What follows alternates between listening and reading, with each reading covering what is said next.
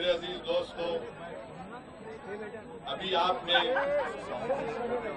जावेद कुरैशी साहब जज्बात में आ गए। जलील साहब ने अपनी तकरीर में, मेरे भाई जरा खामोश, फोटोग्राफर साहब वहीं बैठ के लो, मेरे को जूम करो, आ जाता हूं मैं 6 फुट 2 इंच का आदमी हूं। इम्तियाज जलील साहब अपनी तकरीर में कोई तजवीज पेश करें। मेरे अजीज दोस्तों,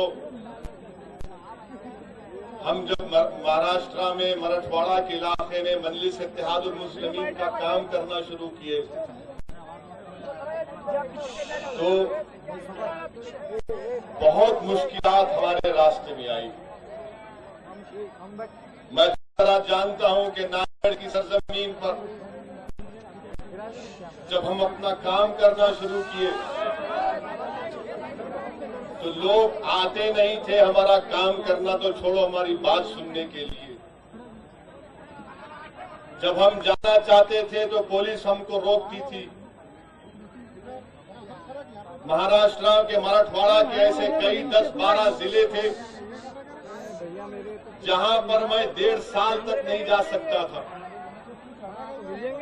मैं जब कभी जाने का इरादा करता तो मुझे नोटिस दी जाती कि आप नहीं आ सकते।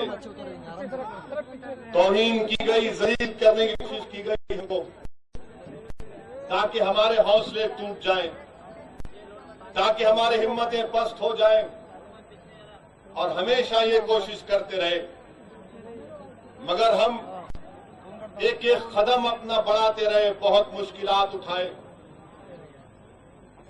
कभी ऐसा वक्त भी आया कई जगहों पर जहां पर हम जाते थे तो उस जगह पर पहुंचने के बाद हुकूमत के दबाव में आकर हमारा जलसे का परमिशन कैंसिल कर दिया जाता।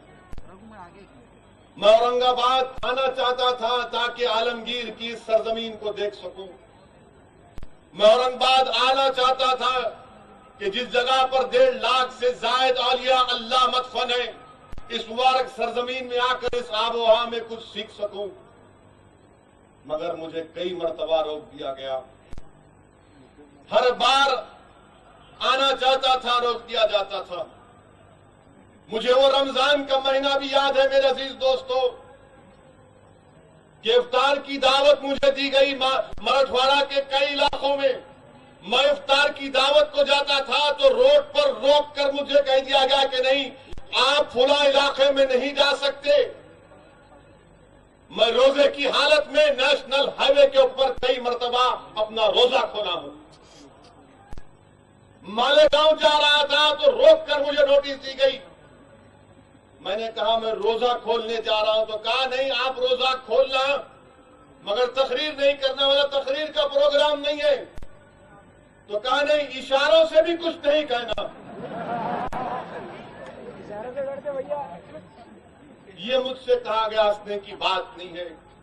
मैं सोचता था भाई मैं एमपी हूं, मैं मेंबर ऑफ पार्लियामेंट हूं हिंदुस्तान की सबसे बड़ी पंचायत का, और हर जगह ऐसा हमको रोकते गए। धूलिया जाना चाहता था, नहीं जाना। नंदुरबाग जाना, नहीं जाना। उस्मानाबाद जाना चाहता था, नहीं जाना। नगर जाना चाहता था, नहीं जाना। 1 साल 1.5 साल यही तकालीफ उठाते रहे। ऐसा लगता था कि क्या मैं हिंदुस्तान का शहरी नहीं हूं। और इतने मुश्किलात का सफर हम तमाम ने मिलकर तय किया, कोई अकेले असदुद्दीन ओवैसी ने नहीं किया। तमाम ने मिलकर इस चीज को बर्दाश्त किया, मेहनत की, जुस्तजू की।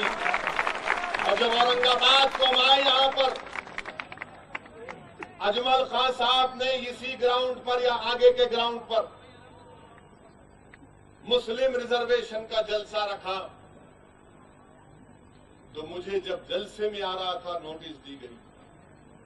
मुझे बताओ मेरे अजीज दोस्तों, मैं जहां कहीं भी महाराष्ट्र में जाता हूं मुझे नोटिस दी जाती कि भड़काऊ भाषण नहीं करेंगे। मैं कल आया औरंगाबाद को तो एसीपी साहब ने मुझे नोटिस दे दी। मुझे बताइए कि मेरा एमएलए यहां पर है, मेरी पार्टी का एमएलए है, जिसको आवाम ने मुंतखब किया, असेंबली के इलेक्शन में मैंने पूरे महाराष्ट्र में 25 सभाएं की। मुझे इलेक्शन कमीशन के एडवाइस से आगे जाकर नोटिस दी गई, मैं खामोश बर्दाश्त करता गया, कहीं गड़बड़ नहीं हुई। आज कल आया फिर नोटिस दे दिए। मैं सवाल ये करना चाहता हूं, ये क्या है? मगर इम्तियाज जलील साहब ने एक तजवीज रखी कि अगर हम अपने इत्तेहाद के ताकत और क़ुव्वत के बलबूते पर अगर कामयाब होंगे तो दोनों भाई यहां पर